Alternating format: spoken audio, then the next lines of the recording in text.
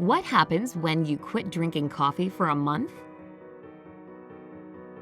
Coffee is a deliciously complex drink. It has been the subject of many studies where scientists have tried to find out how it affects our health. Some people argue that a hot cup of java in the morning has only a positive impact on our bodies, helping us to kickstart our day. Others, however, warn us that coffee consumption may increase the risk of chronic disease in the future. But the truth, as usual, lies somewhere in between. You will be surprised at the changes that might happen to your body if you refuse to consume coffee for 30 days. To prove this, we've prepared and held an experiment especially for you. As a bonus, we will show you what a cup of coffee looks like in different countries. But first, here is the experiment and notes of the girl who took part in it. I've been starting my day with coffee for a couple of years now, and I can't imagine my morning without it. Still, I've been wondering what would happen if I quit. I haven't found any definitive information online, so I decided to check for myself. And now I'm sharing my impressions with the Bright Side viewers. Week 1. The first day was the hardest. I couldn't concentrate and only wanted to sleep. Throughout the week, I tried different treats, green or fruit-flavored tea, chicory, fruit and nut salads, and some of them helped. All that happened because caffeine is an addictive substance, and it affects our brain enormously. Since the chemistry of the brain changes, it starts to demand larger amounts of caffeine to get the desired result. Having stopped consuming coffee, I didn't give that result to my brain. But I managed to feed it with the minimum that it required by drinking tea and chicory. Week 2. I felt an enormous desire to drink coffee at the beginning of the week, and almost broke. Chicory didn't help anymore, but I resisted the temptation, for which I was proud. At this stage, the body came to its minimum, and that is why there was no use of consuming chicory. It is actually the hardest of all stages. It's possible to get such symptoms as fatigue, headaches, and even mood swings. Week 3. I started to find it much easier to fall asleep at night without tossing and turning up to an hour in bed. That's a very nice novelty, I must say.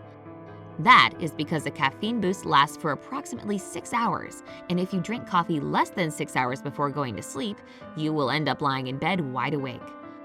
As a result, in the morning you will feel tired, for which you will need an extra dose of caffeine. The cycle continues. That is why when you quit drinking coffee, your body adjusts to a lifestyle without any caffeine, and your sleep becomes deeper and better. Week 4.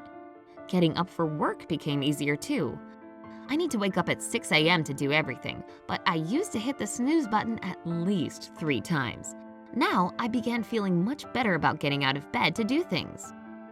Though many sources claim that coffee is the very source of antioxidants, it's not a complete truth.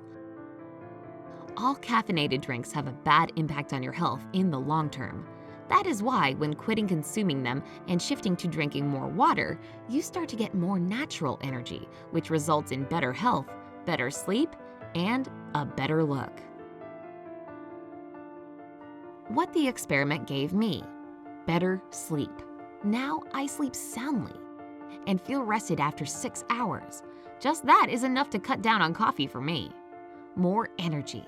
It turns out a rested body doesn't need coffee to wake up. I also noticed I've become calmer in general. Moreover, the productivity has increased due to not spending as much time enjoying another cup of coffee. Can you guess how much time we spend in lines at coffee shops?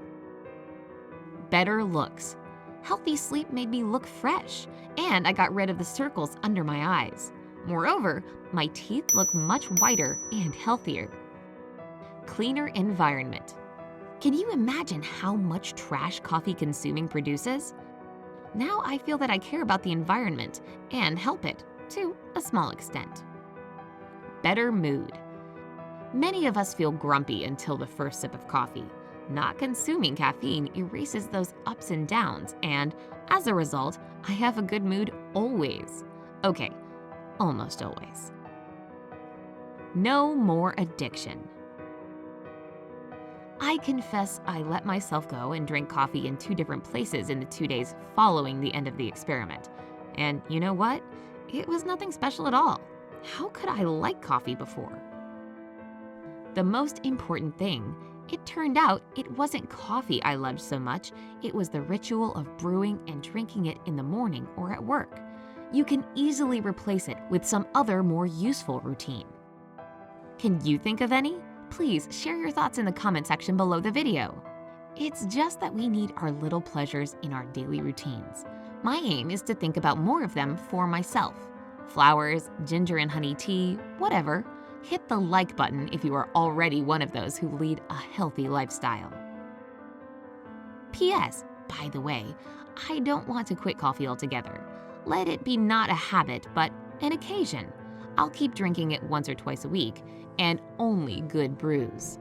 Because in drinking coffee with occasional small cups, some benefits like increased alertness and improved memory functions are still there. So, did you like the experiment? If so, hit the like button, and we would be glad to hear the results of your staying away from coffee for a month. You will share them with us, won't you? And here's our bonus: what a cup of coffee looks like in different countries. Almost every country and culture has its unique ways of brewing it to perfection. We did some research and picked out just a few of them, and they are quite fascinating. Egg coffee, Vietnam. The fundamental ingredients here are egg yolk, condensed milk, sugar, and hot coffee. Lapland coffee, Finland. A local kind of cheese is placed in the cup before being covered with the coffee. Espresso, Italy. The classic recipe with an added slice of lemon. The lemon should be flattened with a spoon against the side or bottom of the cup first. Lagrima, Argentina. Just a couple of drops of strong coffee are added to some frothy milk. It might be more accurate to describe this as milk with coffee rather than the other way around. Bonbon coffee, Spain.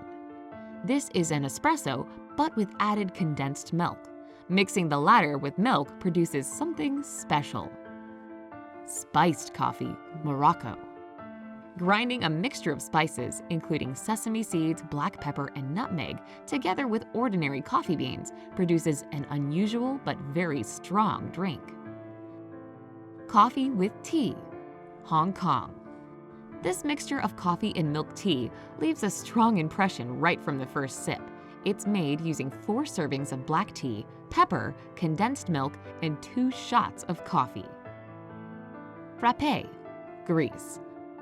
Coffee, ice cream, condensed milk, and some ice water produce the tasty delight known as a frappé. Farisier, Germany. This was invented in Germany to hide the presence of alcohol at family gatherings.